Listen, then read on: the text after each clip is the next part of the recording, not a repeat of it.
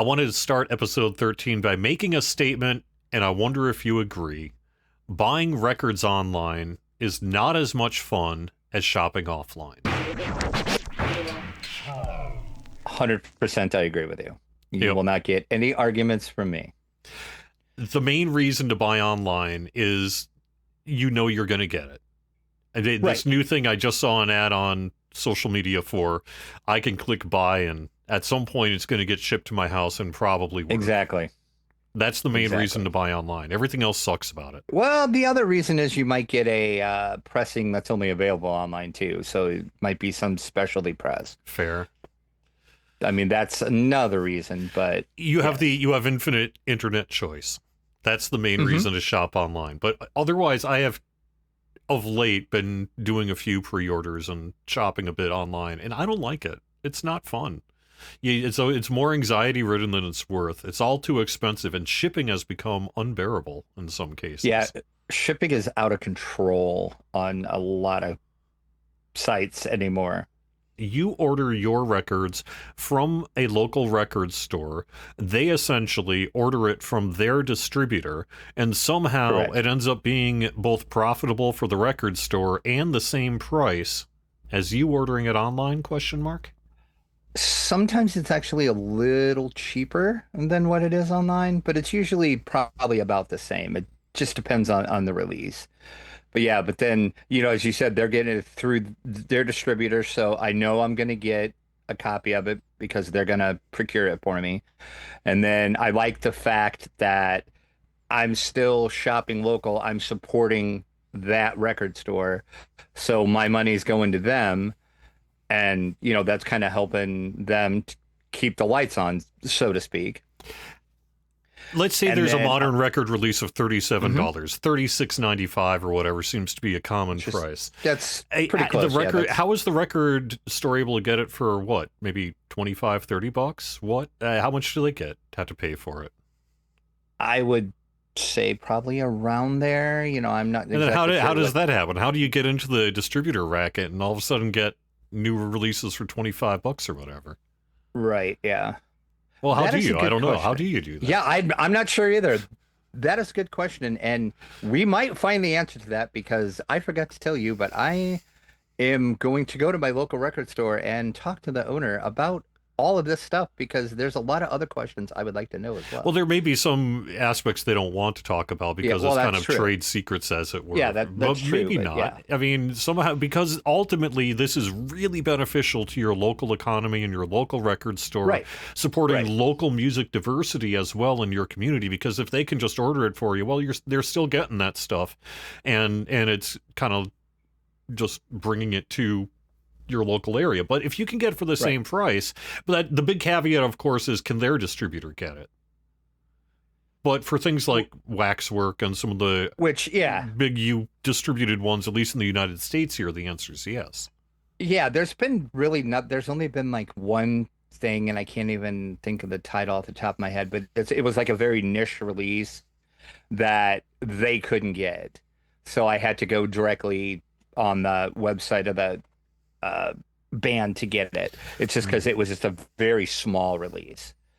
But then again, I like to do that too. I also like to go to the band's website because I'm supporting the band as well. You're right. That is a very So, big oversight in my initial statement, which is that yes. buying records So, online from your favorite band's website or from your band website, I think is a big exception for me because I do yes, enjoy generally doing that. because they get a lot of that money. I don't know, like what, then again, I don't know if it's like they get 50% cut of it, 45, 40, whatever. But yeah, you're supporting that band.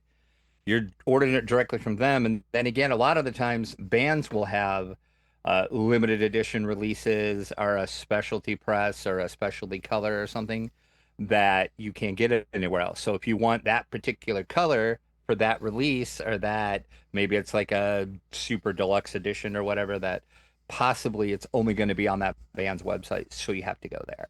But then on the flip side of that is a lot of the times what I'm noticing here of late, what they're doing for your local indie record stores is they're getting specialty indie record store presses of stuff that's like a special color, might be a special release you can only get at your local record store or from your local record store. Like I said, they can order it for you, but I mean, usually they just order it and they have it in the store too. But so it's, and then a lot of the times what I'll do if it's a band I really like, I will be that person and I will order from their website to support them. And then I will also have my local get it and get the indie version. So I have Mhm. both versions. And then I like to think I'm supporting the band two ways, and I'm also supporting my local store. So I wanted to call up quick your t-shirt because I happen to, on the Record Players podcast, follow the Ignition Music Garage on Facebook. It's a nice kind of one of a bunch of local record stores that we follow on the Record Players just to really have nice stuff in our own timeline, if nothing else. And right. I happened to notice this week they had a record that would have been a bit of a grail record for me if I was located near them. And that is, they had a copy of Can's Future Days, a used copy coming through that store on their new release section for like $30, which is I did a see that, yeah. steal for that record. That is one of Can's most amazing records of all time. It's a prog rock classic, and it's a beautiful album. And to get a used copy of that, even if it's, say, the 2010 reissue or something like that for $30, is a steal. I will have to see if they still have that. Yeah. I was just like, holy, Yeah. whoa. I was like, how close? But then for me, I was like, well, except if I just wanted to go on to Discogs and buy it, I suppose I could, and it wouldn't be probably Right. that far off. But just to see it locally like that come through a store is just fantastic. So Some of the stuff they get in their used sections at time is amazing. Like if you pay attention to those posts they do, there's a lot of the times where I'm just like, how did you even get, like, I have never seen this in the wild. How did you even get a used copy of this record? yeah. So I assume, I think it was May 5th is the post on it. And so I bet it's gone by the time you're hearing this. But because somebody is going to be like me and be like, are you kidding me? A copy of Can Future Days? For real? $30? Yoink. Yeah. So good going, Ignition Music Garage. You gave someone a deal. Plus, also, what a cool bunch of new releases they constantly have going through their door there. Oh yeah. So it's a great store. Yeah. I love that store. Yeah, it's amazing. They're not sponsored. I'm just saying Exactly, they're awesome. Yeah. So we are a no-profit operation. Just for the record, we don't. No, we're never even going to try. I'm not going to try to make any money from the show. That's just not what I do. So, yeah. We do it for the love of the music. We do it so that, well, maybe we could get free records or something someday. I don't want to be totally non-commercial here. We will take maybe free stuff. So, exactly. But yeah. I wanted to talk a little bit about upcoming releases that are in the video game world specifically that are just super duper neat.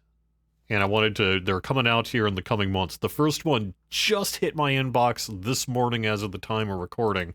And that is Waxwork Records is releasing the most recent movies, Mortal Kombat 1 and 2, on these beautiful vinyl editions. Now, one thing I want to mention, and part of why I'm bringing this up in this topic, is that when you see these amazing looking concept art releases for upcoming pre-orders, you do need to keep in mind that this is not a real record they're taking a picture of. This is all a digitally created representation of what they hope essentially it's going to look like. That's the mock-up, and usually the mock-ups are pretty close. Usually they're pretty close. Yeah. I only bring it up in this case because is this not one of the coolest looking record releases you have seen in some time now? They even color it like Scorpion and Sub-Zero and everything. They're $40 each, so not cheap, but they're waxwork. They're really beautiful full color productions. And honestly, just seemed like an amazing pre-order if you're into this sort of thing. $40 is not that bad considering, which we're going to talk about that in a minute. Yeah, I mean, $40 is not that bad, but those are amazing looking. I also wanted to bring up, since we're talking video games, this one is only listed as Q3 2026 from the Materia store, but they are doing a 4 LP box set of the Metal Slug 30th anniversary soundtrack. This is by the original SNK soundtrack for the Metal Slug games, is being released by the Materia Collective, 4 LP vinyl, camo colored. They look Okay, pretty these camo look pretty colored. good too. Yeah. And it's not cheap. It is $110. However, unlike what we might get to in just a second here, for 4 records in a nice heavy cardboard box sleeve, with each of the sleeves being double-sided full color representations of one of the 8 Metal Slug games. You know, each one is a side for one of the Metal Slug games, and each side of each of the jackets is representative of that, with all sorts of info and everything. $110 is honestly not pretty horrible. not bad at all. Perfectly, actually, I would even say maybe a little on the cheap side for what you're getting here, especially because of the fact that once this sells out, this thing is going to be worth bank. You don't buy records as an investment, but if you're like, oh my gosh, should I really spend $110 on this awesome soundtrack? Maybe it'll help ease the pain a little bit to know that if you ever do want to sell it, you are almost certainly going to get $100 or something back from it if it's a good shape. Yeah. So. Oh yeah. Yeah. Awesome. I bring it up though, not just because it's a really cool package. It's an awesome soundtrack. It is some of the most classic SNK shooter 90s arcade game music you have ever heard in your life, and it's super good stuff.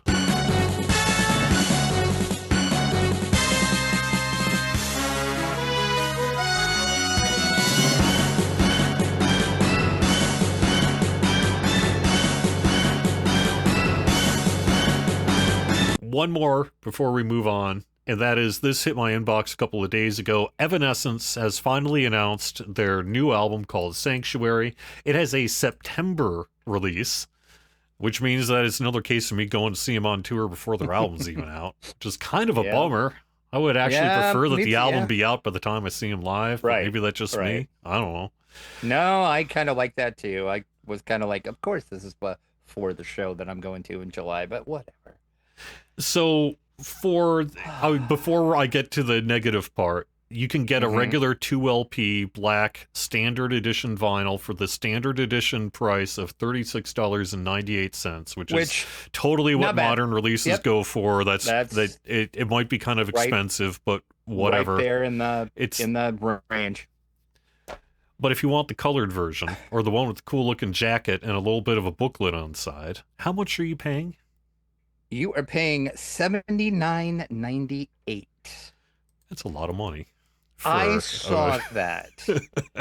I had it in my cart. I stared at it. I looked at it, and I'm like, dang it, Amy Lee, why are you making me spend $80?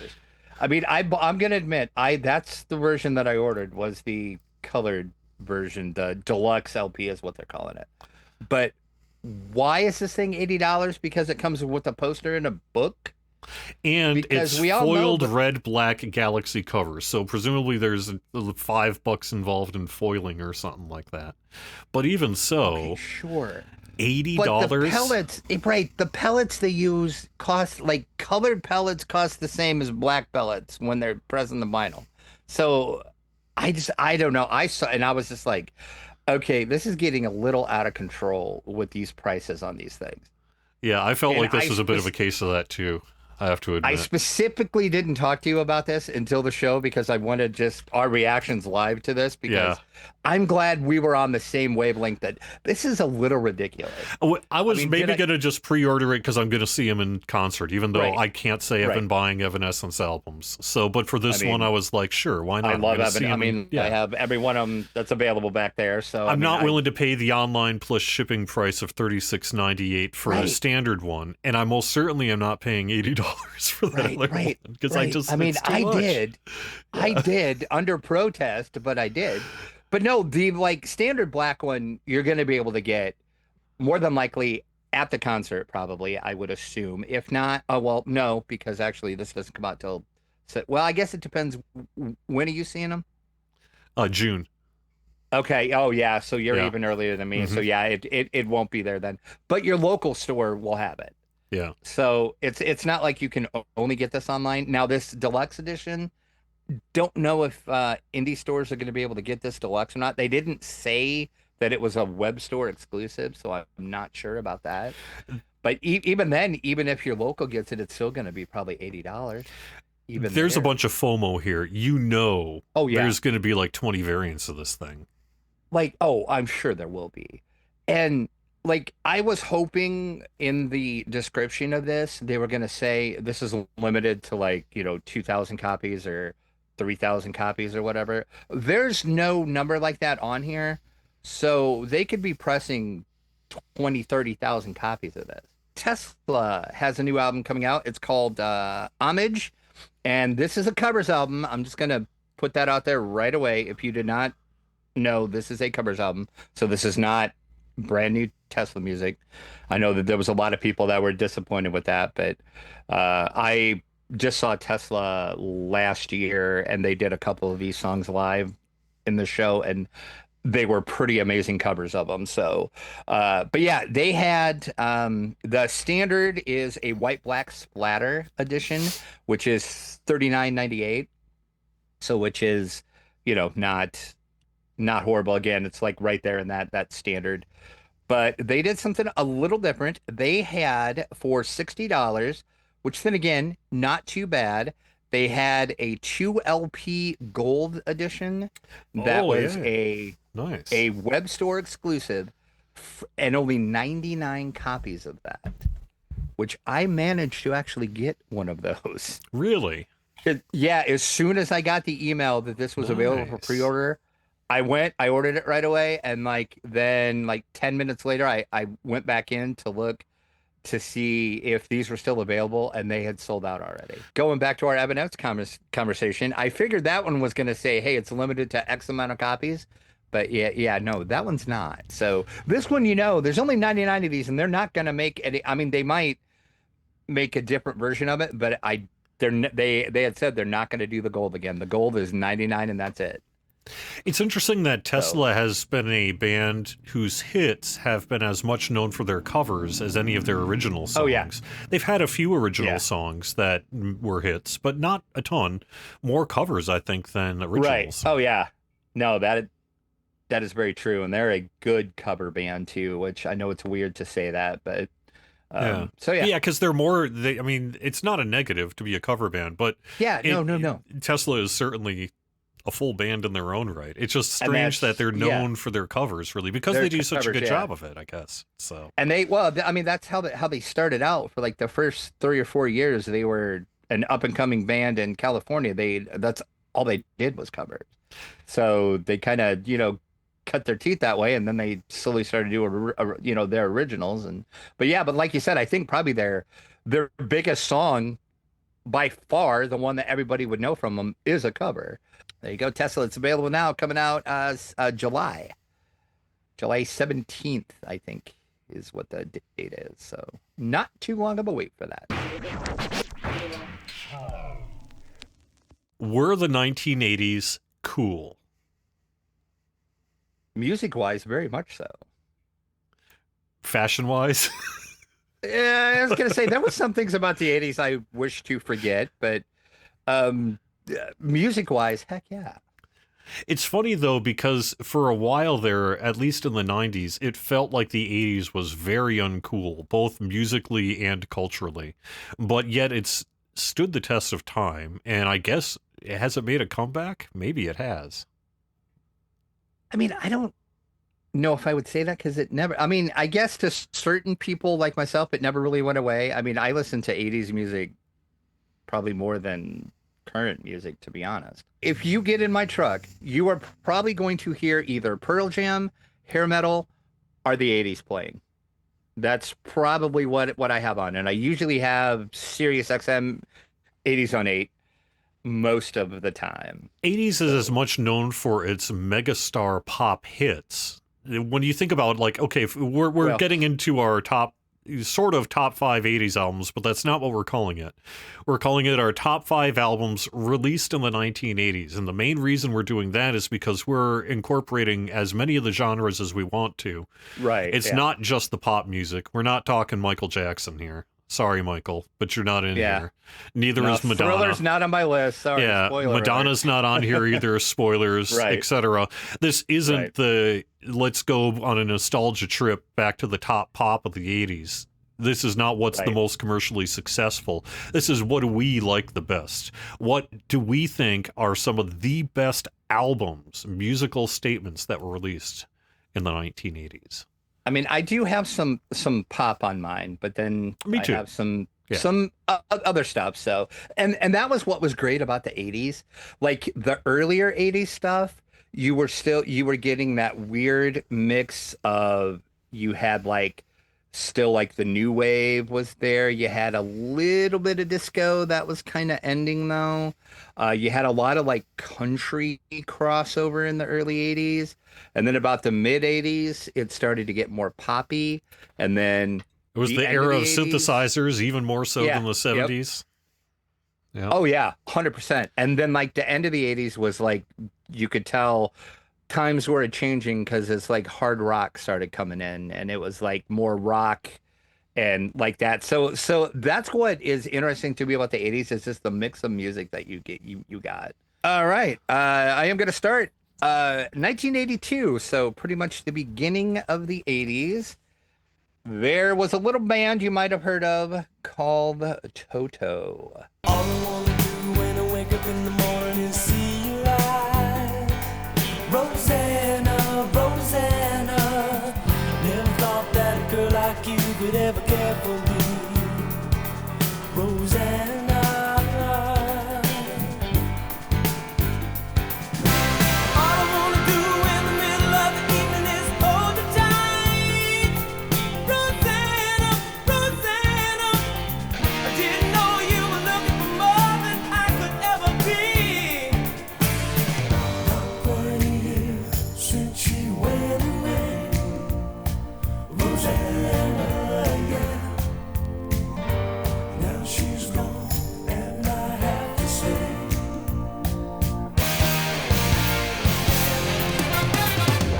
meet you all the way. This had the big hit Africa on it. Was, of course, that was the big hit on this one. But speaking of pop, this is all straight up, just straight pop. This was indicative of, from 82, this was what you were getting, and this is a reissue of it. It's just on standard black, nothing spectacular about it.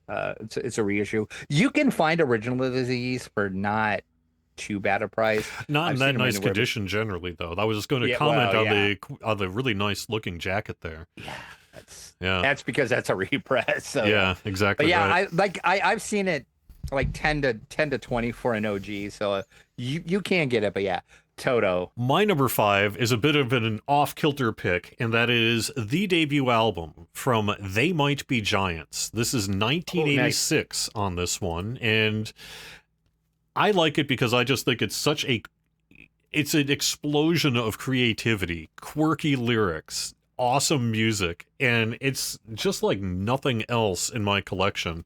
And I think it's not representative of the 80s, but it was released in 86 and is just such an unusually creative and weird set of songs. All the people are so happy now, their heads are caving in.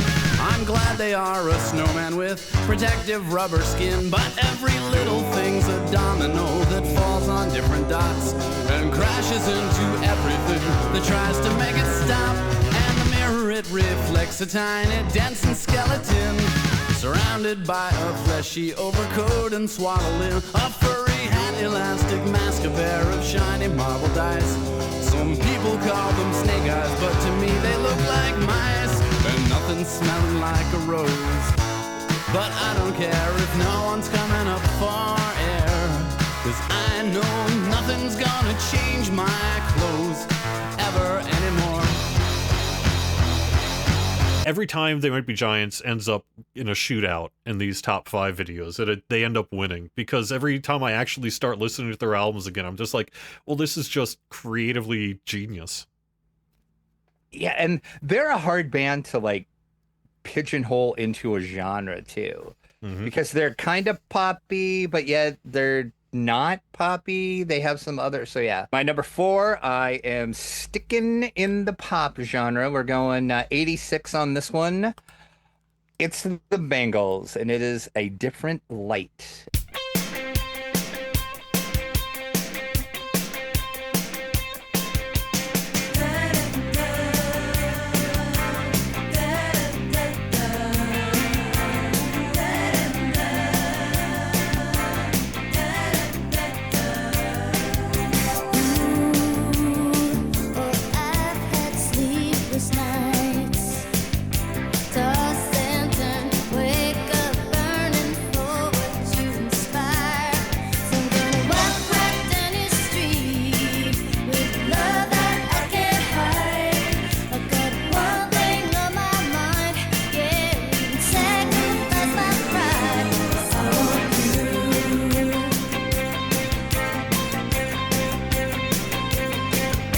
This actually is an original, which is I found it in amazing condition, actually.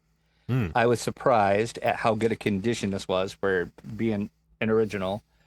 If you lived through the 80s, lived through the genre, there was the big war going on. Were you a Go-Go's fan or were you a Bangles fan? And I don't know why it ended up that way, but it's like you can only like one of these bands. You can't like both of them. I guess I'm a Bangles I was fan. I was always a Bangles too. I always liked the Bangles better. But that was just I do remember that though. It was because like there was just even some of my friends were like, I can't believe you like the Bangles. The Go-Go's are so much better. And I'm like, why can't you like both of them? I mean, I had the Go-Go's on my list for a little while, and then I went through and I listened to all the stuff, and I'm like, no, this Bangles album is just better overall. My number 4 comes from a very, very different place than the Bangles, and that is because it is Ministry, the land of rape and honey, which was actually taken from a town's sign. They meant rape as in rapeseed, because the town was known for its rapeseed farming. But nonetheless, how Al Jorgensen and crew meant it was potentially very different. There was industrial music for quite some time before this album came out. Industrial music really has its roots. I don't even know how far back you want to go. Maybe the 70s, maybe even earlier than that. If you want to count Harry Partch and things, perhaps even earlier than that. But at the very least, there really hadn't been a lot of pop crossover with heavy industrial music until Ministry's album came out. And this was a seminal album that was heavily influential by a band called 9 Inch Nails, who released A Pretty Hate Machine about a year after this one came out. This is 1988, and is just an incredible album. It was such a blast when it came out. It was such a statement, and it was so raw and tough and in your face and unapologetic and all sorts of other things. It really kind of changed a whole bunch of music.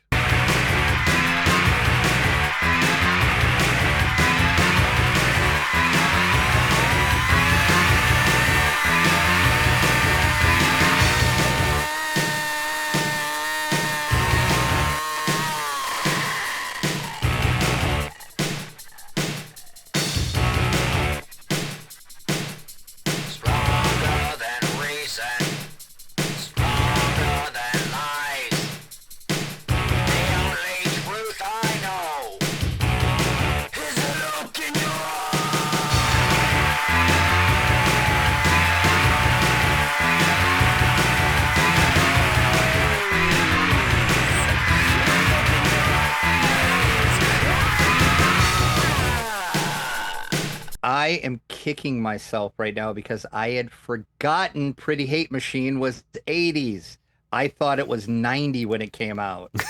Oh, is that It true? should have been on my list. Maybe you are correct.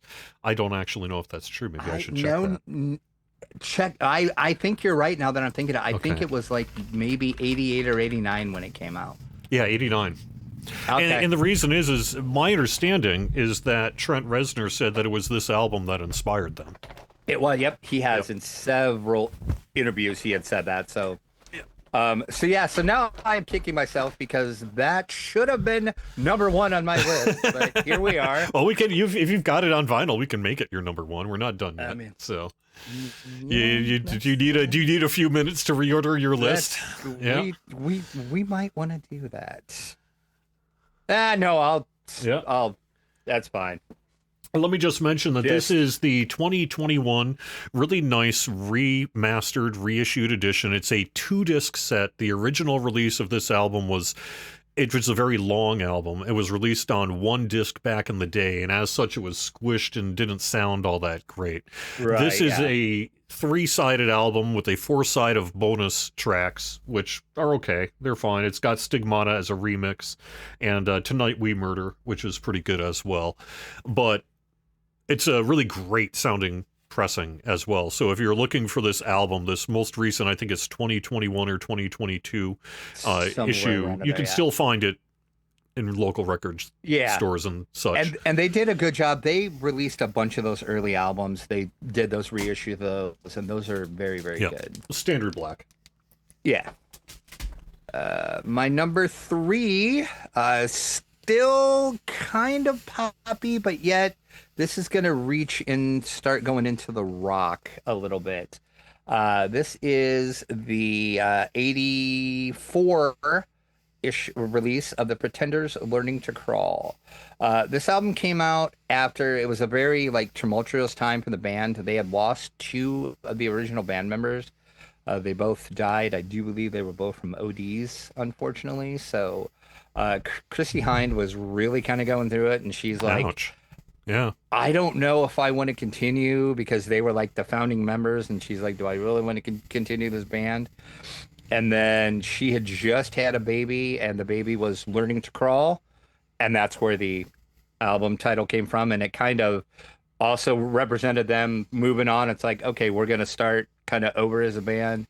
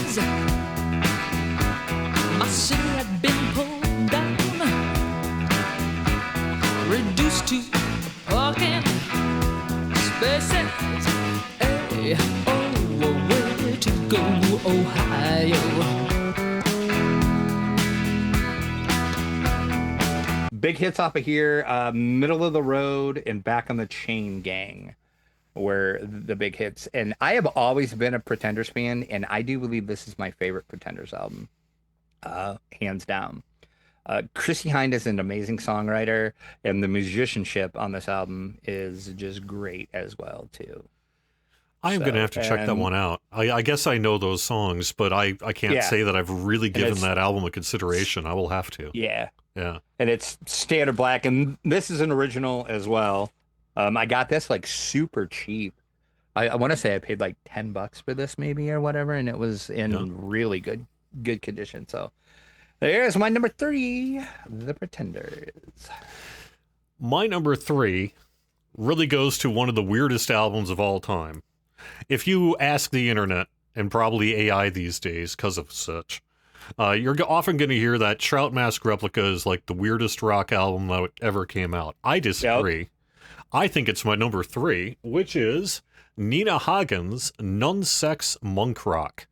This is absolutely one of my all-time favorite albums because of how daring and kind of punk, new wave, hard rock, jazz, everything It sounds like nothing. It sounds like everything. It's got the weirdest lyrics you've ever heard in your life. I have And no idea what this even is. Nina Hagen is just such an amazing singer with a huge variety of vocal styles and ranges to it. And it's as weird as Trout Mask Replica, except it's way cooler to listen to, would be my assessment of it.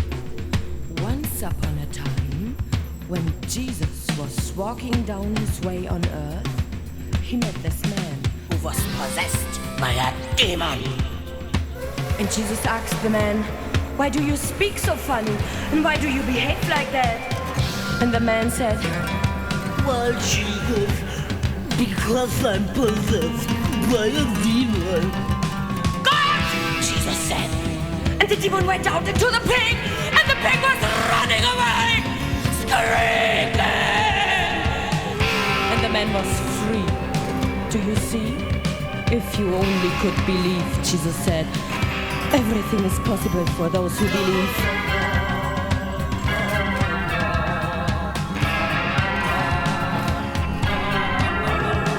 The real Koshkin is our neighbor. His face is gray.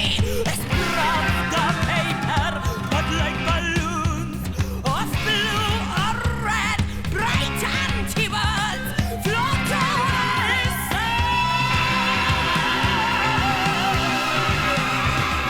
I am going to have to check that out because I can honestly say I have no idea what that is.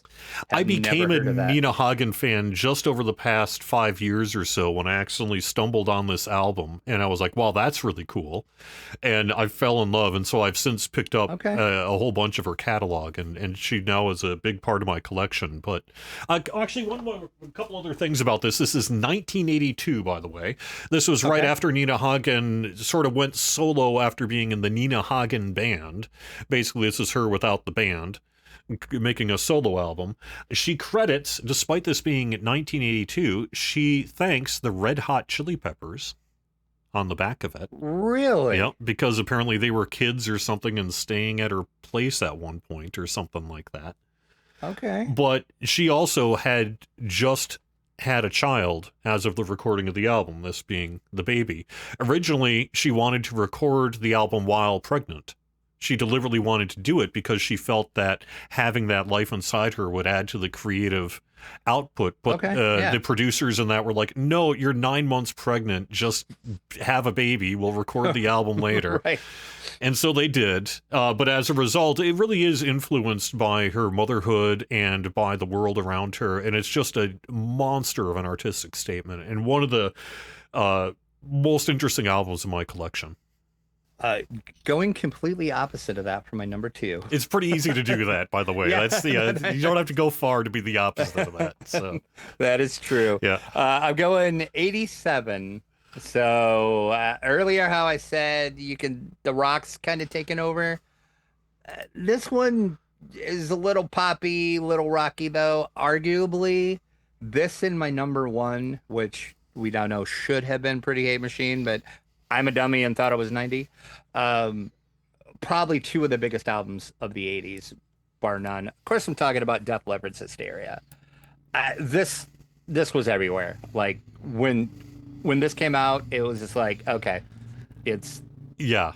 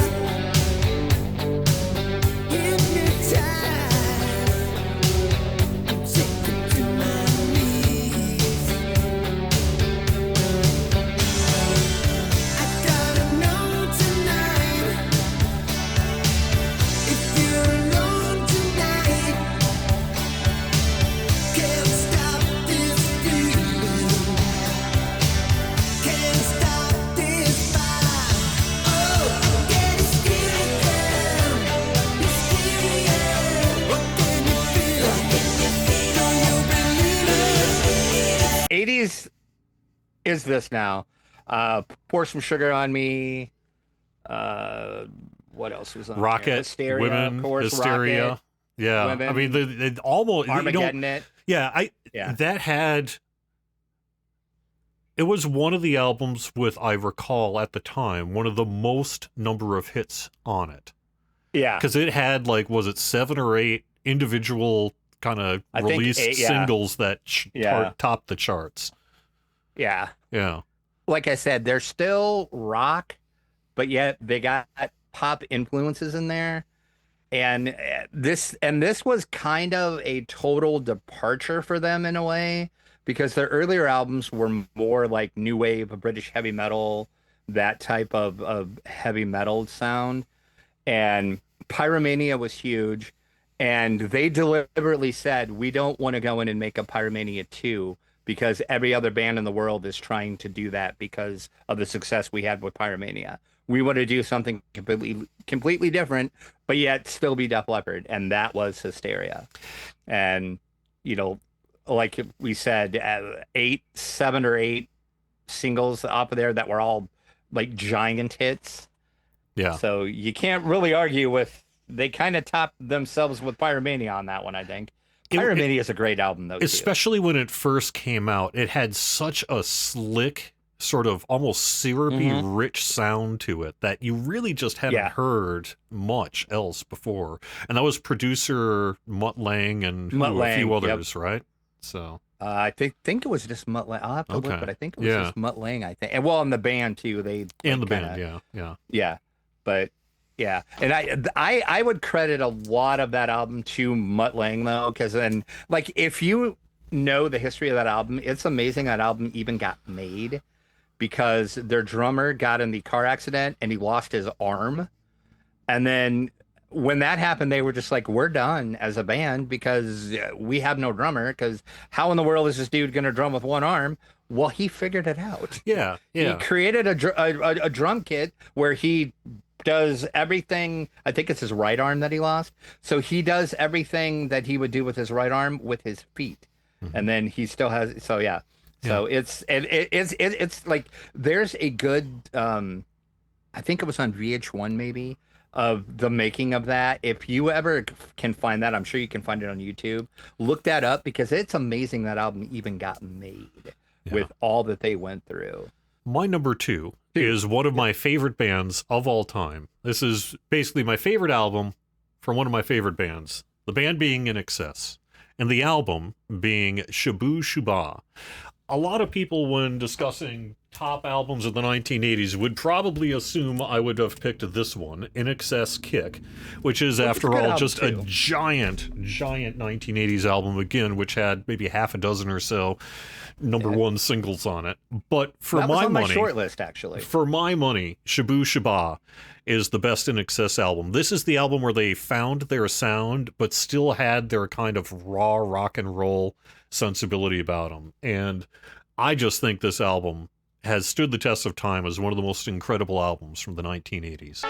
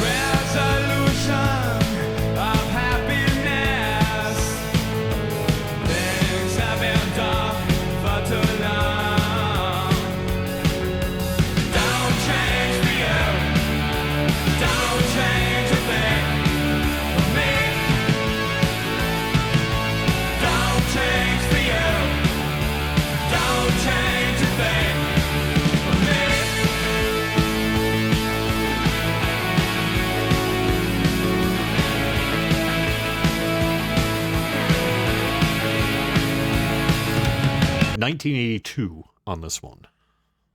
I didn't realize it was that early, actually. Yeah. And then they went on That's to do The surprising. Swing, which has a little bit of a poppier sound. Then Listen Like Thieves, which was a giant album from 1987, except for Hysteria and a couple others we might talk about here in a second. But it was a big album from that year. It was a year of big albums, and that was one of the biggest, Listen Like Thieves. And then they followed it up with Kick, which was one of the best-selling albums of the 1980s. So... Yeah, like I said, Kick was on my short list. It was almost on it was on my list for a while. It's like a 3 or 4 album run where In Excess was just top of the world and releasing incredible Right. albums. A little bit spotty afterwards, and they were still finding their sound. It had a little bit more of a new wavy kind of thing for their debut album. Not great, but it's okay. So Good pick, though. All right, my number one, I'm still sticking to 87. 87 was a big year for big albums. Hysteria was like huge, but arguably my number one, probably a little bigger than Hysteria, a little band called Guns N' Roses, and that's Appetite for Destruction. I'll be loaded like a freight train, flying like an aeroplane, feeling like a space brain one more time tonight. I'm on the night train, follow the sun. I'm on the night train, fill my car. I'm on the night train, ready to crash and burn. I never learn. I'm on the night train. I love that stuff. I'm on the night train. I could never get enough. I'm on the night train, never to return. No.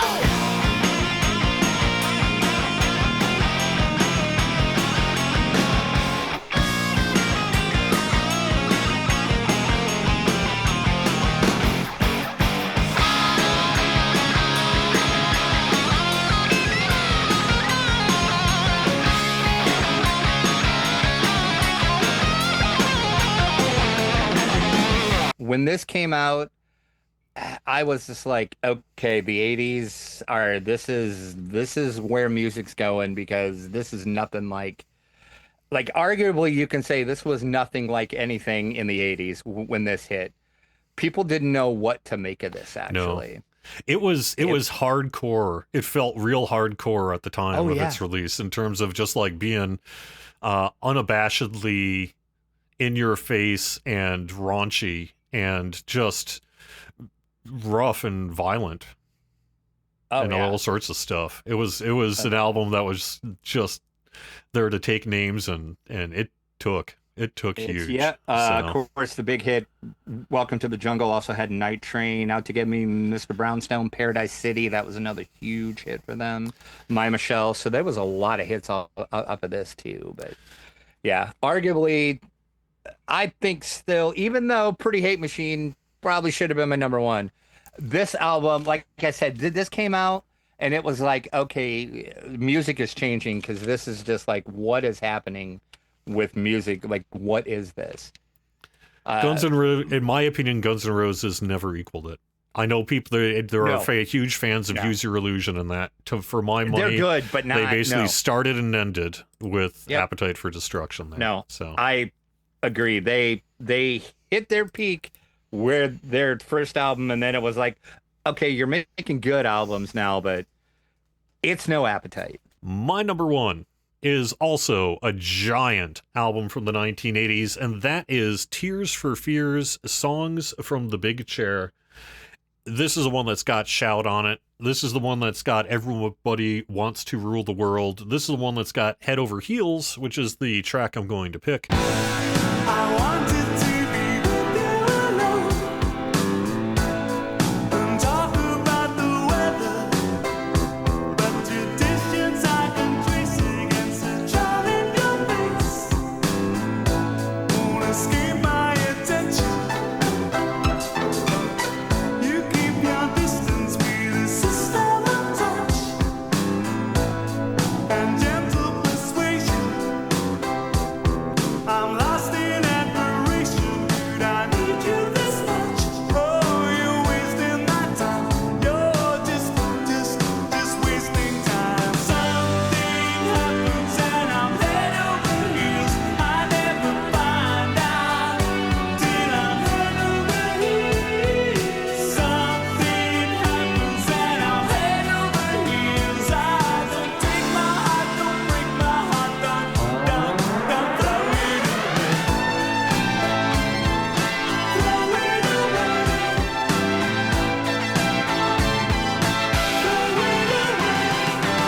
what's funny about this album is when it first came out in a sea of pop. But over the years, it has really found its place as a prophetic and deeply resonant album that was made by Tears for Fears. There are quite a few people out there who have had their lives influenced very significantly by the messages in Tears for Fears, that of inclusion and openness, decrying sort of the state of the world and protest and all sorts of things that this album is about. And musically, it's really a deeply diverse and interesting and well recorded album, which is why it makes my number one. As I was doing the shootout, I've always loved this album.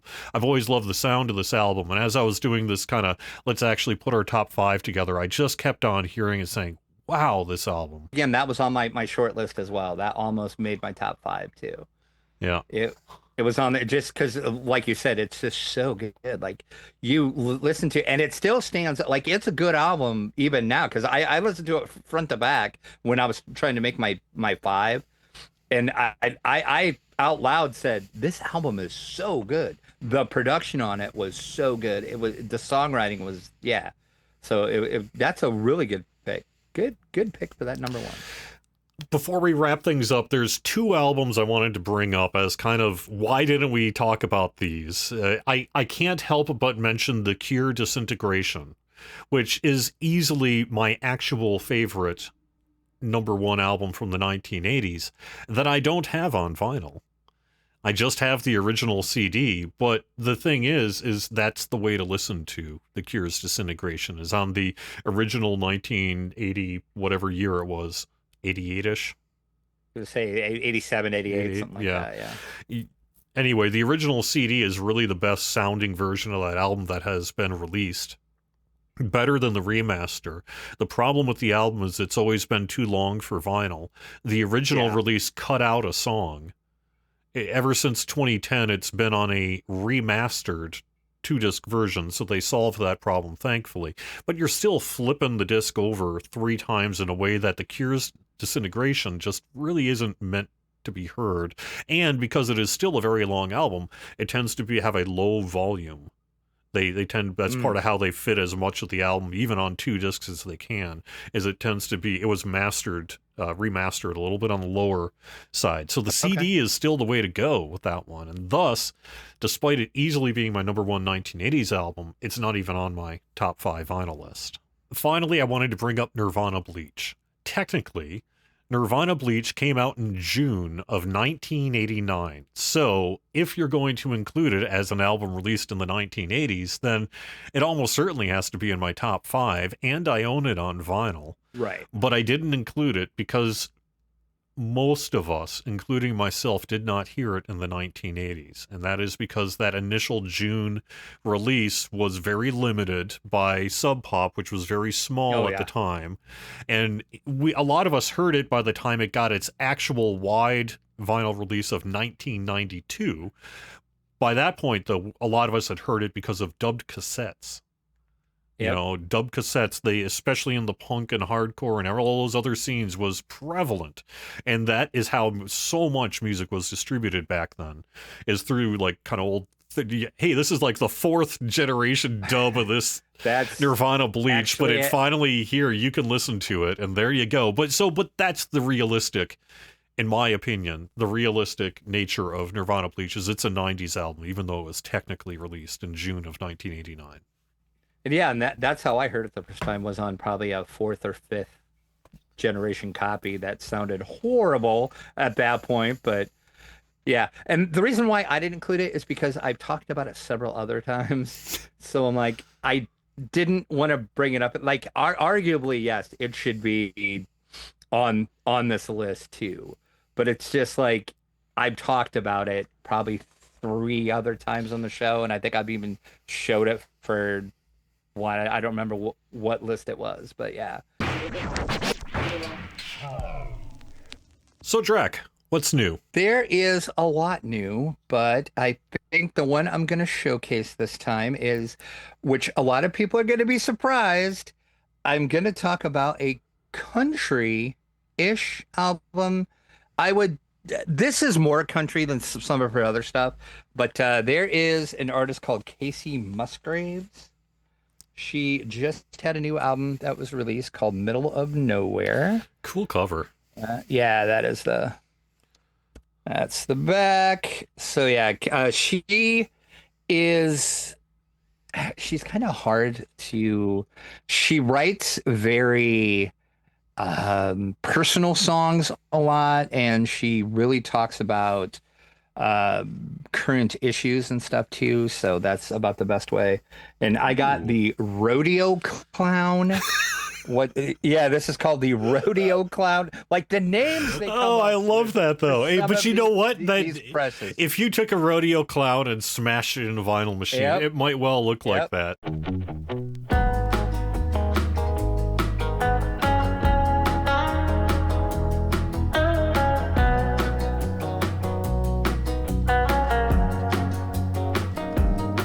It's been a real long 335 days, and the last time it wasn't good anyway.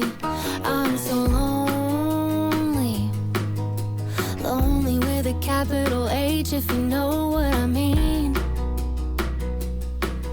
I've been sitting on the washing machine. Ain't nobody's tool up in my shed. Ain't nobody's boots under my bed. Ain't nobody's truck up in my drive for a late night call for a real good time. Absolutely wonderful. I only know the name, not the music, so I'm gonna have to wait for the clip, I guess, on this. So yep, so that's what's new for me is which I know a lot of people are. If you're a fan of the show, you're going to be surprised. He's talking about a country album, because I'm not the biggest country fan, to be honest, but I really like Kasey Musgraves a lot. So at some point we're going to do our top 5 country, and I think it'll be a very weird list because both of our tastes tend to be fringe, a little more on the fringes. Yeah. So yeah, for sure. Or maybe not. Maybe it will be Garth Brooks at number 1. Who knows? Thunder Road's a good song. It is. Yeah. I'm going to talk a little bit about my recent record store day experience on April 19th, which is that I was broke. I'm still kind of broke on this episode, so that's why you're not seeing a lot of brand new vinyl on this one. Right. But you are seeing a little bit of brand new vinyl that wasn't too cheap, because what I ended up doing for record store days, I decided to go to a meetup by a website called Audio Karma. Audiokarma.org is they've been around forever. They're a long-standing audiophile forum. If you got a question about your record player, that's probably going to show up in the search results, that kind of thing. And they had a meetup where it was like a buy-sell trade, show off your weird, crazy hi-fi gear meetup not too far from my house, about 15 minutes.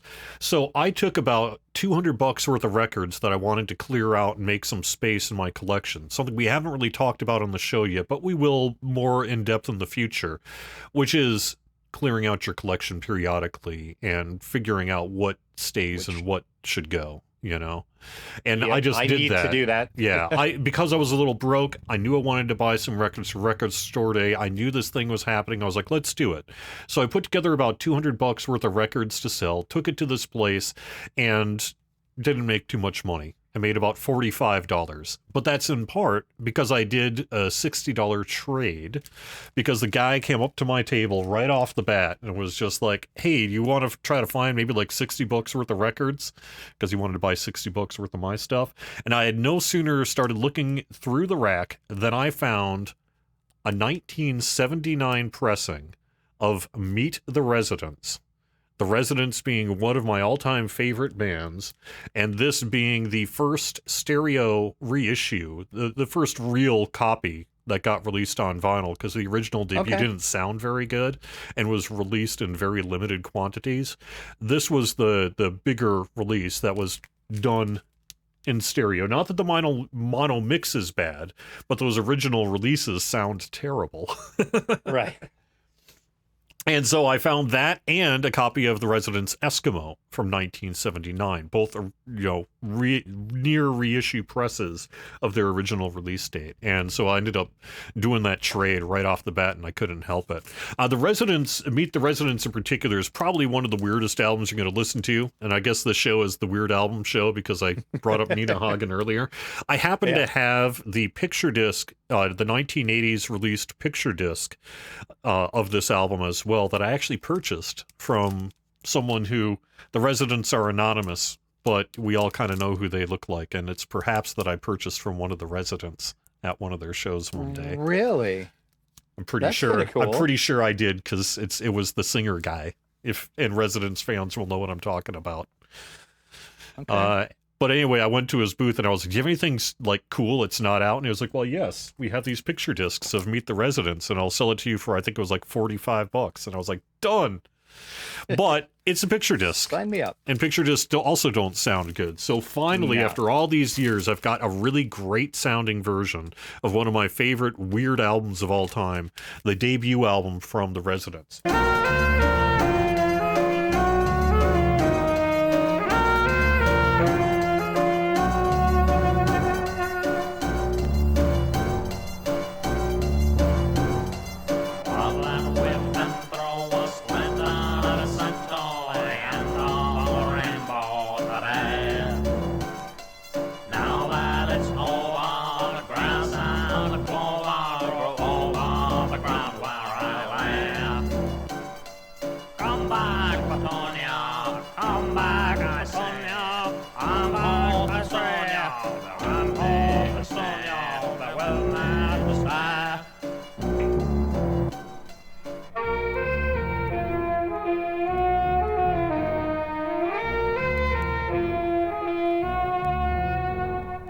This whole album was put together through analog tape loops.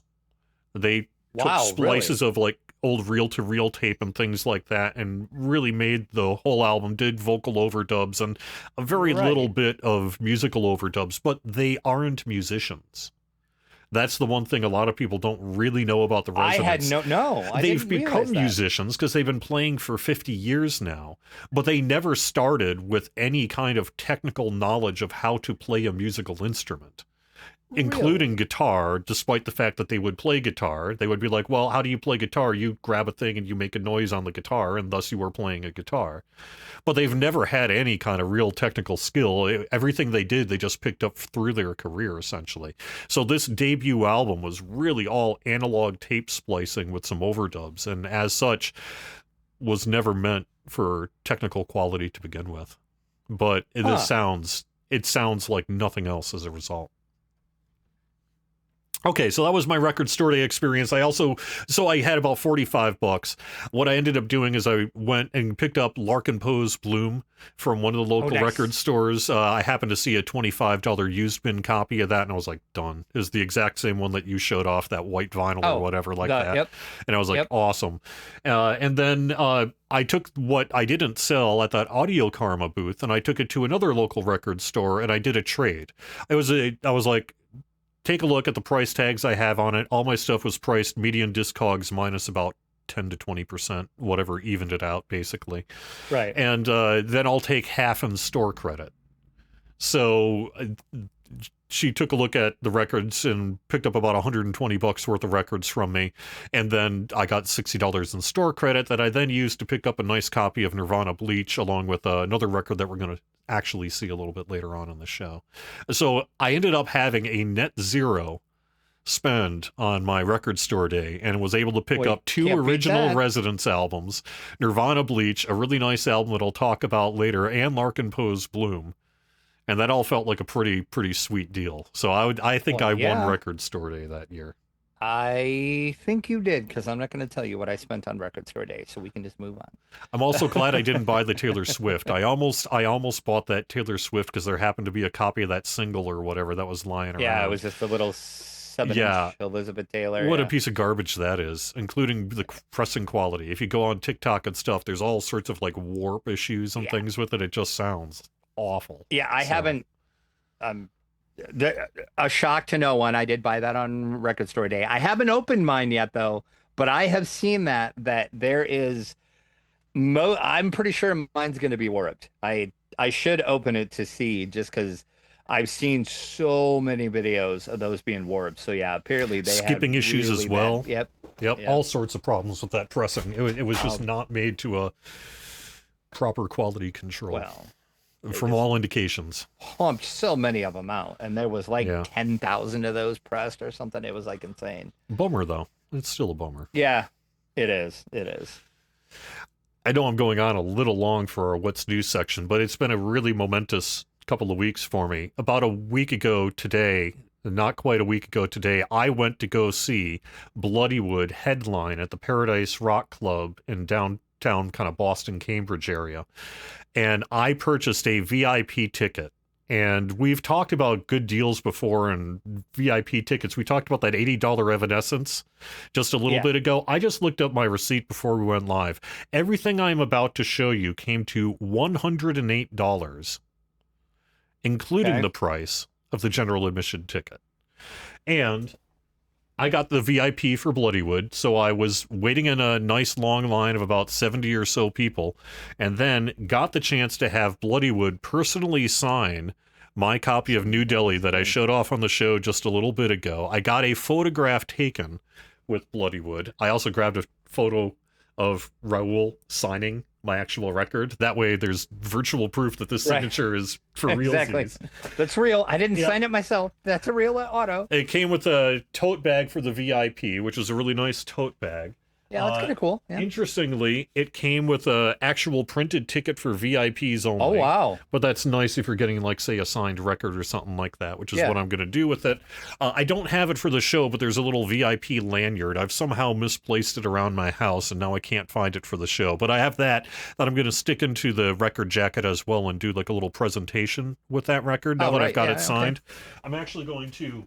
I think get a wall display for this and basically put the record off here, put the ticket and the picture of me with the band and all that Right. sort of thing, and just make a little display of it. As a result, I did purchase from their merch booth a new copy, the white vinyl copy of this one as well, so I've got an actual listening copy again. But then the VIP also came with this free poster, which is a blacklight poster of the tour poster, that's- nice that's 11 by cool, yeah. 17, and I like a that little poster. Bloodywood branded flashlight for No. the blacklight, so that you For the can actually blacklight. see. It's not going to go on this image here because it's not dark and stuff, but you'll Right. know what I mean. Okay, that's All amazing. and first check at the merch booth, first crack at the merch booth, early entry, and the ability to basically be right up front on the stage because you get there before everyone else. And so Right. all of that for $108 felt like not a an bad deal. absolute steal to me. It was so... Oh, yeah. The other thing I just mentioned heck is some of the opening bands. I did purchase from my What's New Here for a record. The first opening band is a band from Spain called Ankor, and they have a vinyl album. This came out in like 2024, and this is a 2026 repress of it, brand new repress from it, very limited copies. This is sort of a EDM slash new metal slash modern metal album. Interesting. It was a really cool band, and I really wanted to support the openers.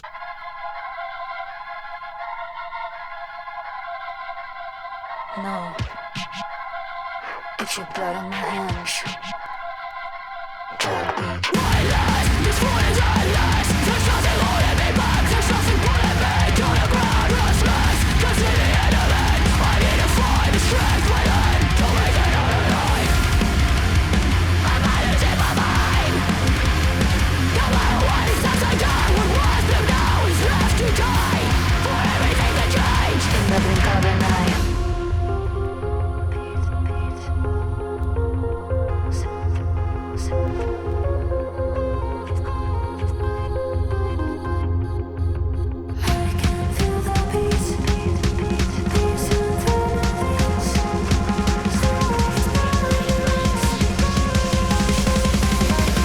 I think you in particular might like it because there are parts of it that remind me of Magdalene Rose.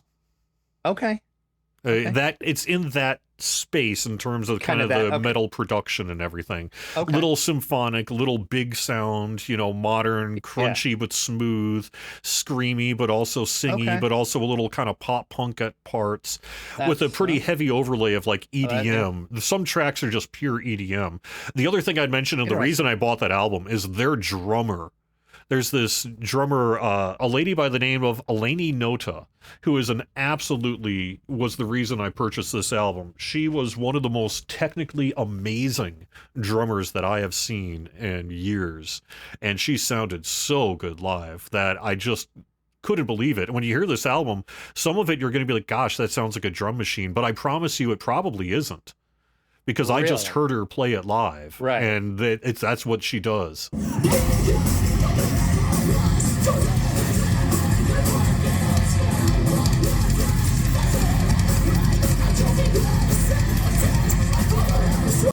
So I don't actually know if it was a live drum used or some kind of mix or whatever, but I know live she was just full on playing it, because I was about 5 feet from her when she did it. So it's good stuff, and it technically was just mind melting, kind of double bass drum type it sounds stuff. like it. So Oh, wow. yeah. Ladrones was from Guadalajara.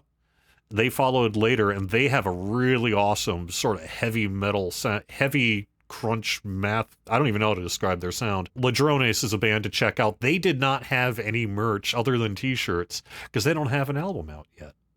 They just have some tracks up on Spotify. They don't even have a full length like physical release that you can get. Okay. Right. The Pretty Wild played next after Ladrones, and I would just mention real quick that from their merch booth, I got a signed copy of the Pretty Wild 0 Point Genesis CD from Jill. She was the one who was staffing the booth at the time. And this is kind of an alternative cover slipcase CD. They did a vinyl version of this, which is even nicer. But it's a really, really nice package CD that I got nice signed from the two of them. And they put on a fantastic show as well. And then Bloodywood just blew the place up and was utterly amazing as well. I purchased like a tour poster and a couple of tour tees and things like that I don't need to show off here. But yeah, amazing show, amazing VIP experience, and for $108 did I feel like I got my money's worth. No, heck yeah. Or I could have bought that Evanescence album, I suppose. Exactly, You know. One of the other choices. Here's the funny bit, and I'm saving this for last. I couldn't have written a better response from Raul Kerr, who, when I went up to him at the Bloodywood signing, turns to me and says, "Do you get the Dave Grohl thing a lot?" You have no idea, sir. Yeah, you have no idea. You have no idea. Yeah, you told me that, and I literally just laughed out loud for real. I couldn't believe it. I was like, no one's going to believe me. No one's going to believe he said this, but he totally just did. Oh, it was fantastic, though. But the thing about Bloodywood is they're so professional and humble and respectful of their fans. The signing, even though there was like 100 of us, and they must have done this every stop on the tour, they were very friendly and awesome to deal with. Super. You didn't feel like you were imposing. Right. They even were willing to sign. A lot of bands won't sign. They did an extra line just for signing records and stuff. And that's It was awesome when bands do that, because there's like a lot of bands that the VIP meet and greets or whatever are just like, they're standing over there, you're standing way over there, and you're like, hi, and they're like, hi, and then that's it. Yeah. And they're like, they're out. So yeah. I mean, by nature, great. you only had maybe 20 seconds, 30 seconds. Yeah. They did in fact have to move on, but they were all very super cool. Yeah. And their show was phenomenal. By this point, they are so well rehearsed and just so on fire in terms of their live set, because they've got, years of experience behind them on big stages now. Oh yeah. And it's just unreal. We just talked a little bit ago about the 1980s. And I would say one of the biggest features of the 1980s was the guitar. The 70s, the 60s, I guess the 50s even to some extent.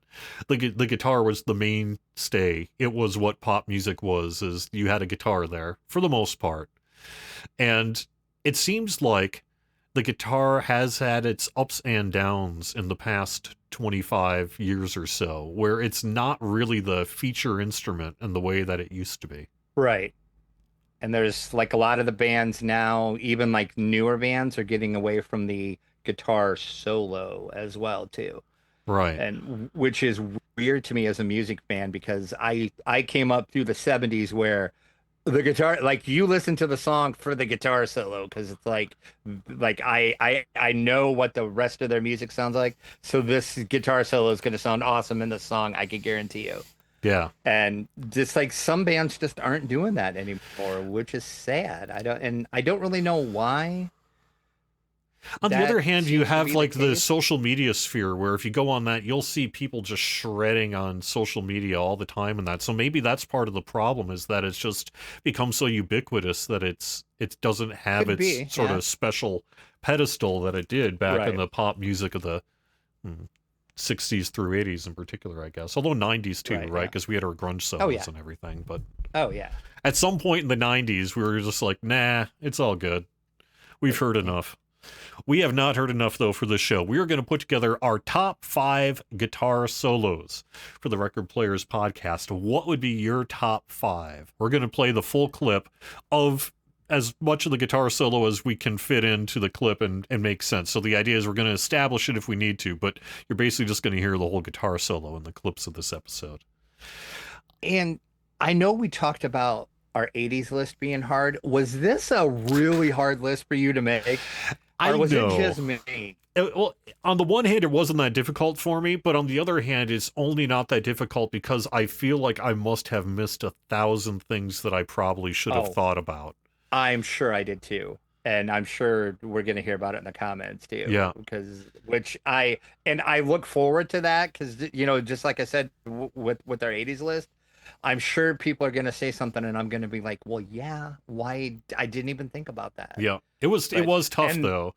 Ultimately, though, for and me, this what I did is- is I just went and did a shootout on the guitar solos, and I was like, which Yep. are the ones that have stayed with me the longest? Which are the ones that I've had the biggest emotional response with? Which are the ones that I just think are the most interesting? Yep. Yep.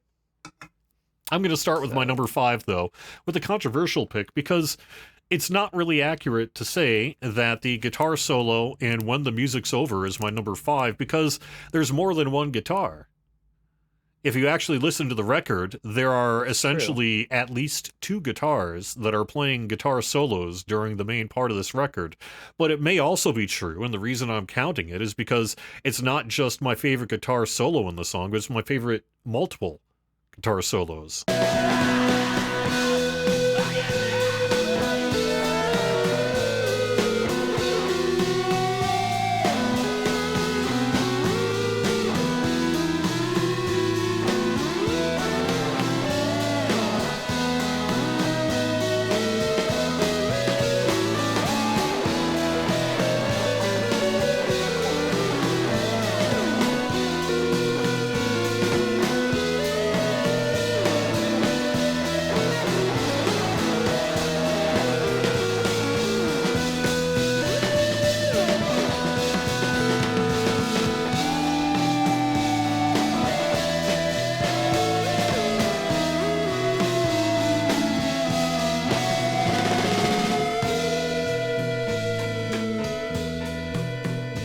I assume most people know When the Music's Over by the Doors, I but would there's think probably so, a yeah. bunch of people these days who are like, what?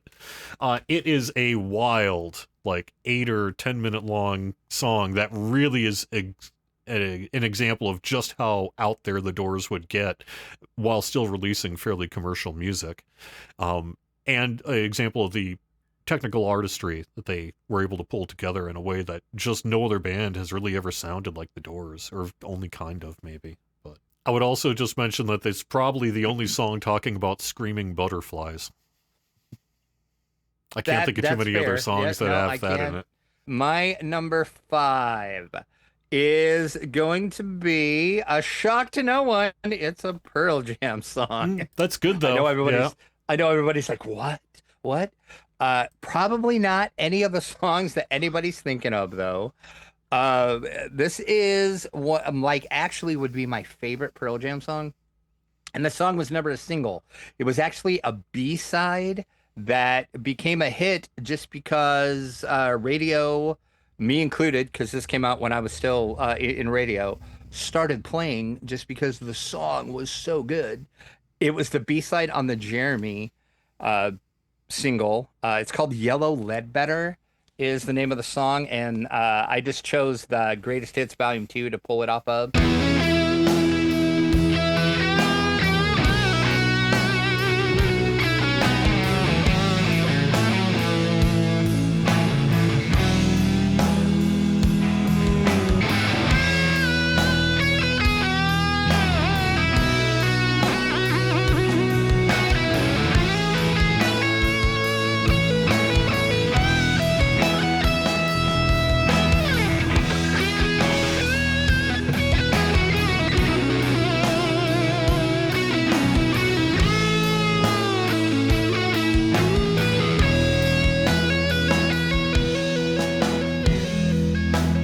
It was a B-side, so it was never on an album.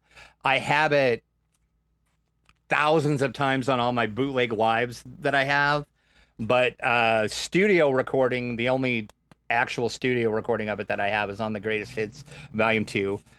Mike McCready, of course, is the Pearl Jam guitarist. I will go as far as to say Mike McCready is probably in my top 5 best guitarist of all time. He is right up there with you name any guitarist, which I'm sure we'll talk about on this list. I would put McCready up there. So you're gonna hear, and this song, if you know the song, you know the guitar solo that we're gonna insert. It's very reminiscent of Jimi Hendrix, and Mike McCready said he wrote that with Jimi Hendrix in mind. It's kind of his little nod, because Jimi Hendrix was a huge influence on Mike McCready, and he said this was my little nod to Hendrix. So it's a very Hendrix, very blues, it's just an amazing solo. When I saw Pearl Jam live for the 10 tour, Mike McCready's guitar playing absolutely floored me to the point that I'll never forget it. I mean, he really is just a genius on that. I agree. We also should do a top 5 someday of best B-sides, because I've got a couple weird ones too that are just like that, where they're one of my favorite songs from the band, but they would never were put on an album, just on a B-side of something or other. Not the case with my number 4, which is one of the most famous guitar solos of all time, that being Guns N' Roses' Sweet Child of Mine by Slash. Like I say, it doesn't really get much more guitar solo than 1987's Guns N' Roses' Sweet Child of Mine.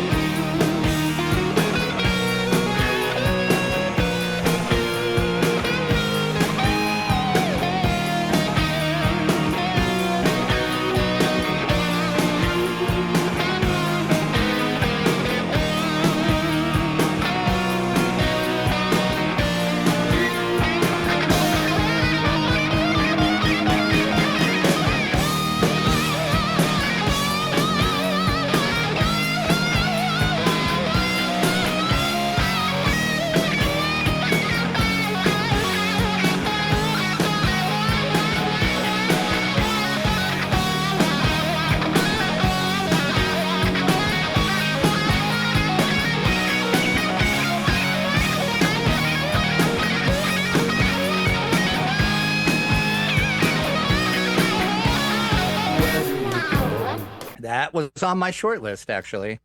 It was on there for a while. One quick note on this pressing. This is the record I also got on Record Store Day this year as part of the trade. Okay. This is a 45 RPM UK single released in 1987 of this particular record. So although I don't buy a lot of singles, this one, because of its cool UK 45 RPM nature of it, kind of hooked me. And it sounds amazing at 45 RPM. Does it sound good or what? I didn't even know that was a release of that, actually. So what's funny is the B-side on that is Out to Get Me and Rocket Queen, which is a pretty explicit song to be releasing as a single. Yeah, I'm I can't imagine Wow, that one get played on the radio a whole bunch. Oh, probably not unless you take out about the last 2 minutes of the song, maybe. But if you know, you know. All right. My number 4. I get a surprise nobody that this gentleman's on the list. It's Eddie Van Halen from the first album. I'm gonna go with Eruption.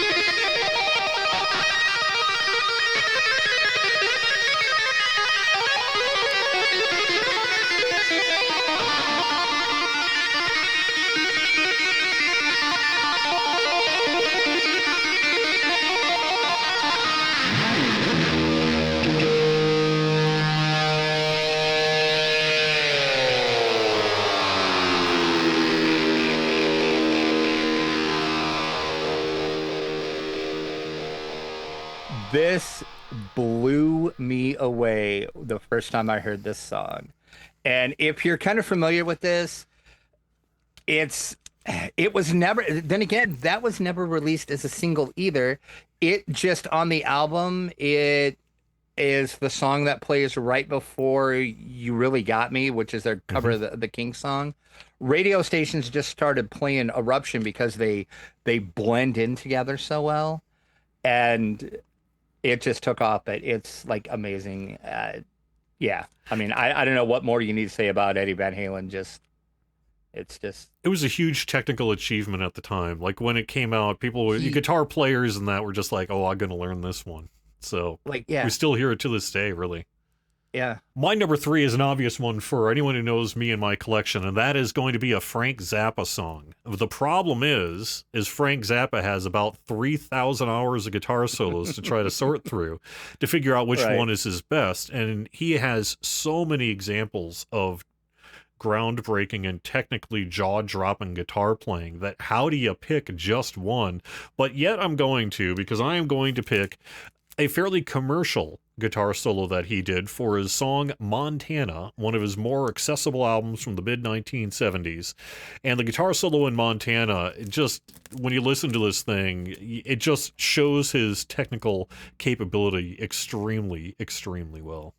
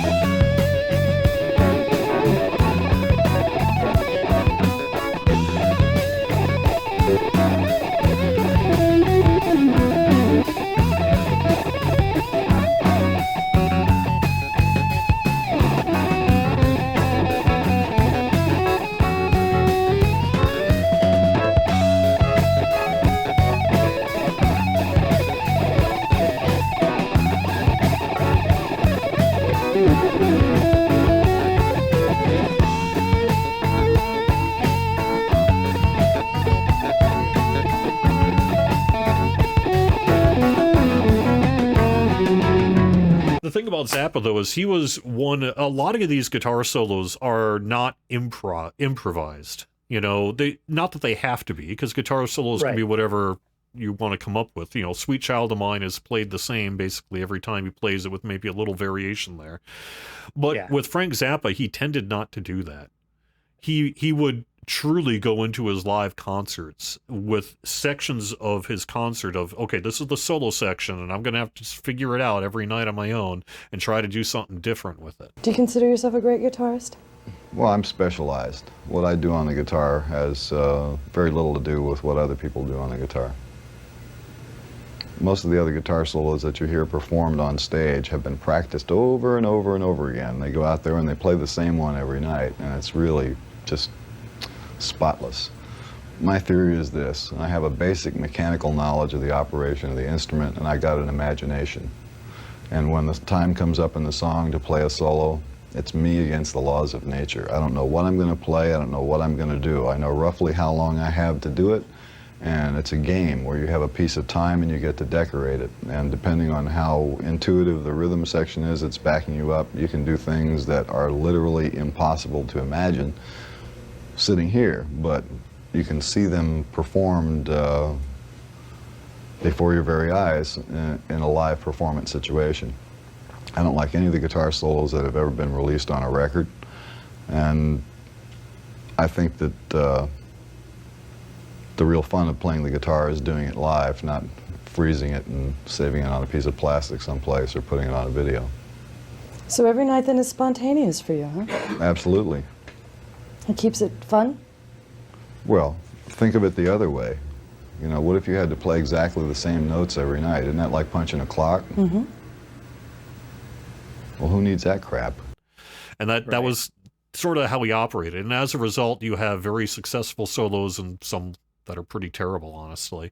But for the most part, because he was a musical genius, it tended to be a very high quality stuff. But trying to pick a Zappa solo as a Zappa fan for your favorite solo is a ridiculous task in itself. Number 3, I'm glad a little earlier on your list, when you mentioned the Doors, you talked about 2 guitars being a solo, because my number 3 is actually a 2 guitar solo, and the way they do it, I think, is integral to it's like when you think about this song, you think about the guitar solo and you think, oh yeah, they kind of play off each other and they're kind of not really battling each other, but it's almost ends up being that way.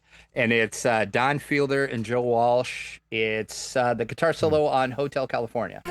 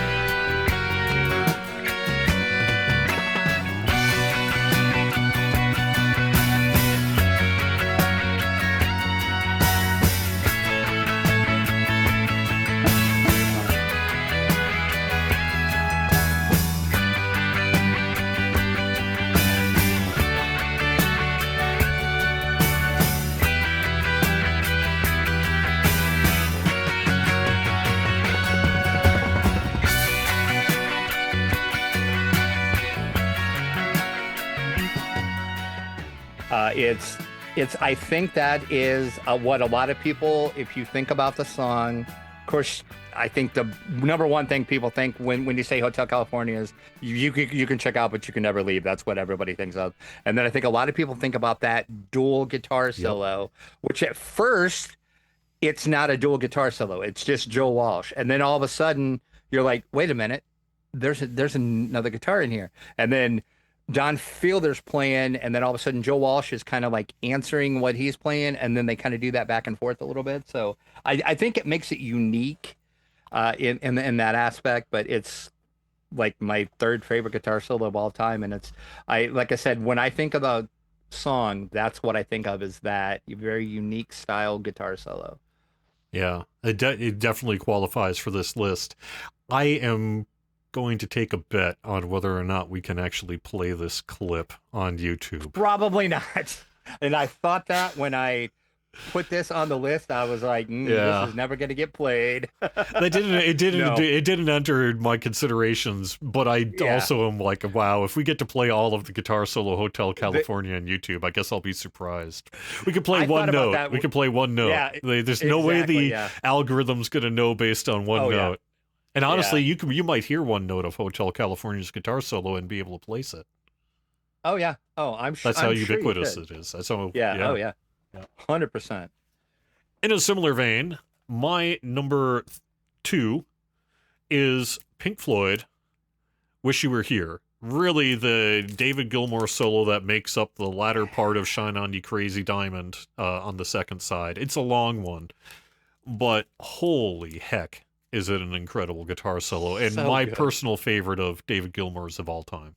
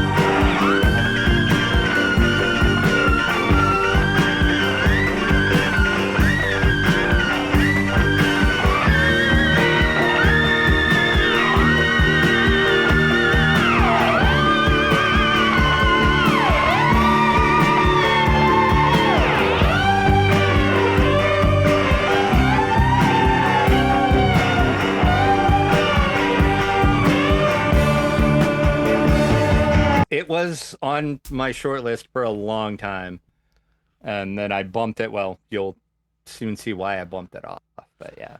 Yeah, it's tough. David Gilmour has just got such a pure and energetic and just present sound that, like, especially if you hear like I really like his live at Pompeii work, for example, and things like that. You just hear him performing this stuff. I got to see Pink Floyd on the Division Bell tour. When you hear him perform, he's just an incredible musician with a keen ear for tone and sound, and it's always come through perfectly well in his recordings. And he's one of those guitarists too that you know it's him when you hear the guitar solo, because he has just that, you hear it and you're like, that's David Gilmour. I know that's who's playing that, because I've heard him, like he's done some work with some other artists and I didn't know he was with them, and I heard the guitar and I'm like, that's got to be David Gilmour because nobody else can play like that. And then I looked and I'm like, sure enough, it's him. You know what's funny that you bring that up? I wasn't going to bring this up for the show, but one of my picks for the 80s albums at one point was going to be Supertramp's Brother Where You Been. And I was listening to the second side of that, and then I realized that sounds like David Gilmour. And I checked out the record jacket, and sure enough, David Gilmour plays the guitar on that album. And that was my example. I heard that too, and I'm like, that's got to be David Gilmour. And sure enough, yeah, that's amazing. But yeah, my number 2 is another one of those. You hear it, you know who it is. It's Jimi Hendrix from the Jimi Hendrix Experience, of course. It is, and the song I chose, which this is kind of like Frank Zappa, like how the heck do you narrow down a Jimi Hendrix guitar solo for a list? But I chose Voodoo Child, Slight Return.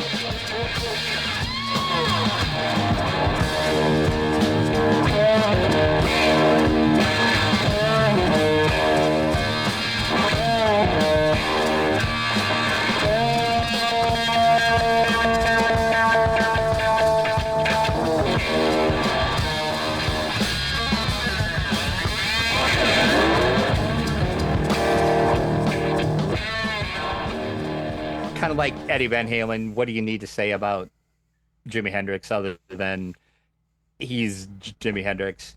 He did stuff with the guitar that shouldn't have been humanly possible, I don't think.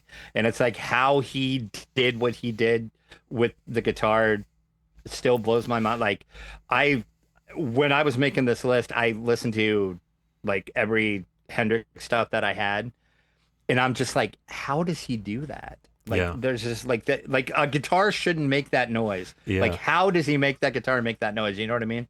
The whole world stood up and took notice when he started doing that stuff on stage in the 60s. They were just like, what in the ever loving is this? Like, can you imagine if he wouldn't have died, like how much more just genius we would have gotten from Hendrix?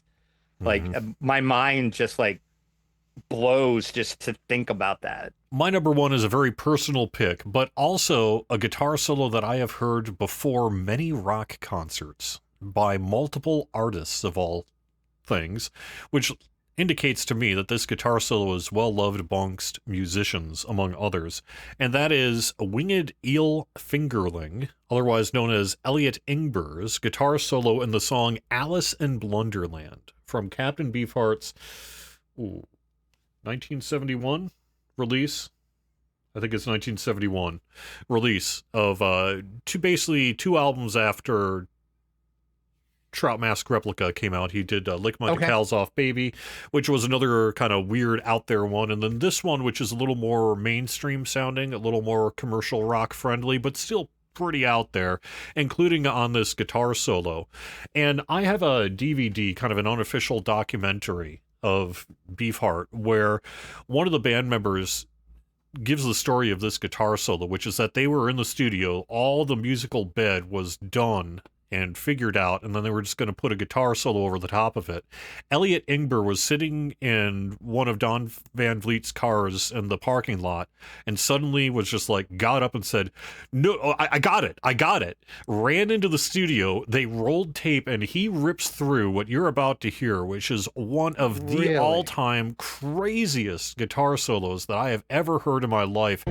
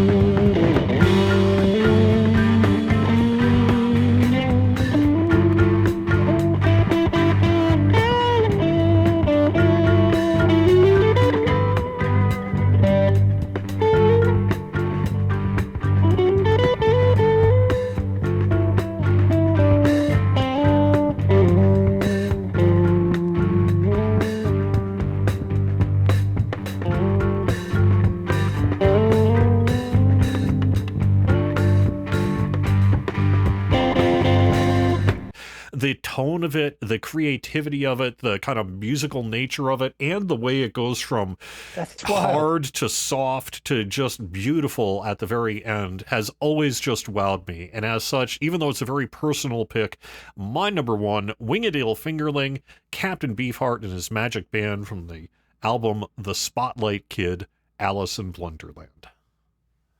And that's another one that I have never heard. I mean, I've heard some Beefheart stuff, but I haven't heard that one at all. So I wasn't surprised to hear it before the Mike Watt show, because I knew that Mike Watt was a Beefheart fan. The Minutemen are probably most heavily influenced by Captain Beefheart as much as they are punk, honestly. Right. And I was not particularly surprised to hear it before The Residents, because again, they're also in the weird music space. And so before shows, when everyone's walking into the theater, they play music, and I'd hear that song. I was somewhat surprised to hear it before My Morning Jacket, maybe a little surprised to hear it before I saw Wilco, and most definitely surprised when I got to hear it before PJ Harvey here this past October. Really? But I don't know why. I do know why this song. Because it's an instrumental song. It absolutely rules. Everyone who loves it wants to share it with others and make sure they hear it also. And apparently, I have similar taste to all these bands, and we all have good taste. Well, there you go. Exactly. I'm excited to hear it, actually. Yeah. All right. My number one is probably one of the most known songs ever. Kind of falls into that classic rock genre, but I'm sure everybody's going to know the song. Everybody's probably going to know the album. My number one is from Pink Floyd, Taking It From the Wall. It's David Gilmour again. We talked about him This is the Comfortably Numb guitar solo.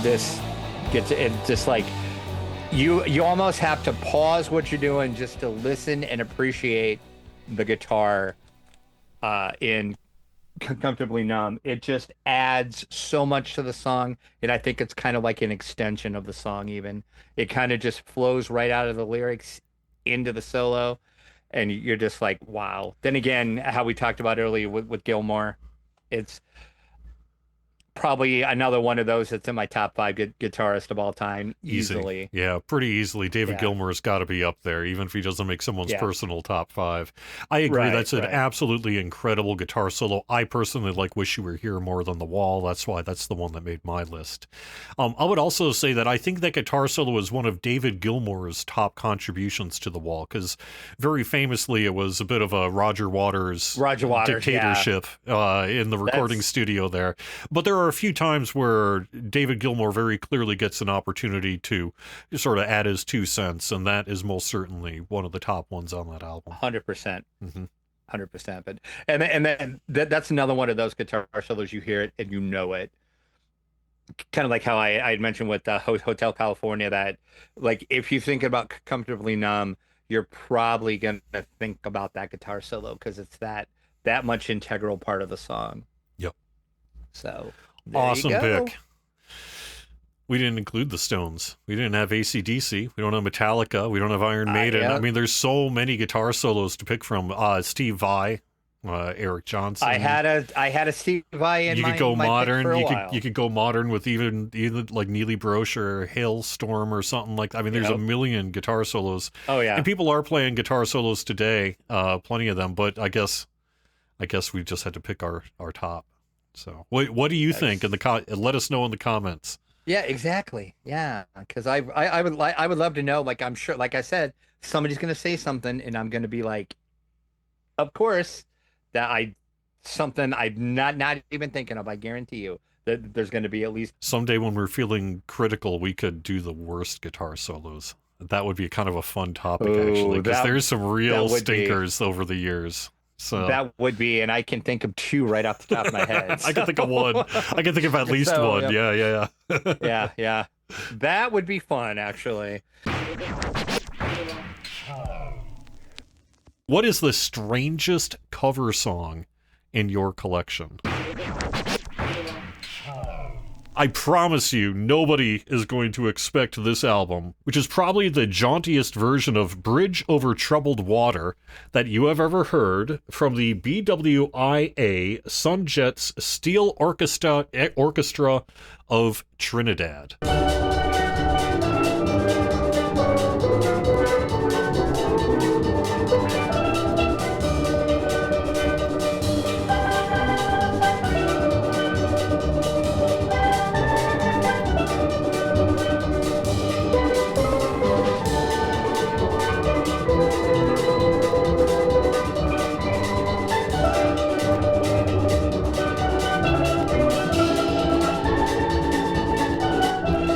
This is a steel drum sort of ensemble. I'm gonna have to be careful here. I can't show you part of the back of this album due to certain things that are on it.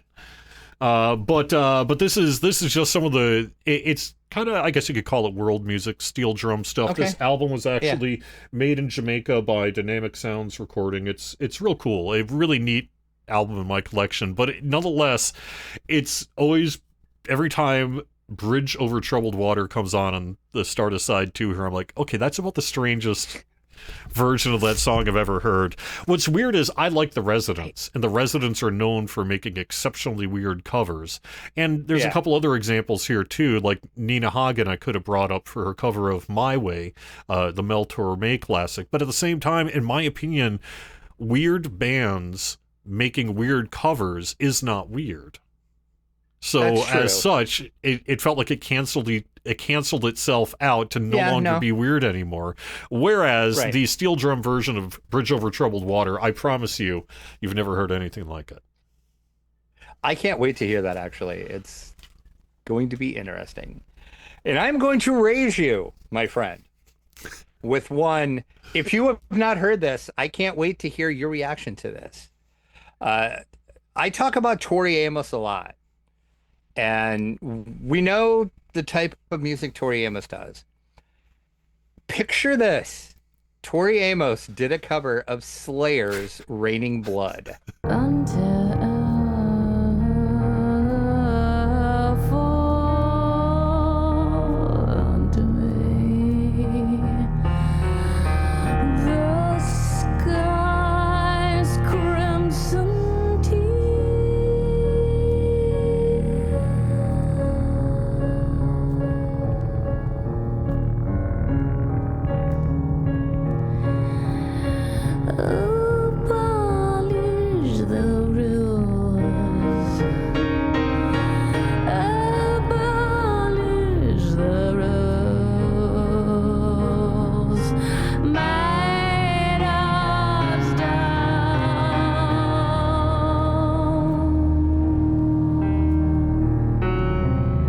I wish I was kidding, but I'm not. It's from her Strange Little Girls album. This whole album is like her doing covers. And this, I think, hands down, is the strangest cover that is in my collection, bar none. Because it's literally what you think it is. It's Tori Amos doing Raining Blood in the Tori Amos type of way. So I'm definitely down for hearing this. Didn't you say that album had a cover for each cover? So which one's the Raining Blood cover? Is it all hand scrawled? It should be all hand scrawled, drawn, and been all like kind of satanic metal cover looking is what it should look like. I hope I don't remember. Yeah, I will have to look it up. Yeah, she had like 16 different covers for that album. Tori Amos in the pit going like this or something like that. Exactly. Yeah, but Raining Blood. I promise you have never heard and you will never think of Raining Blood the same way again after you hear this. So everybody, you're welcome if this is your first time hearing this.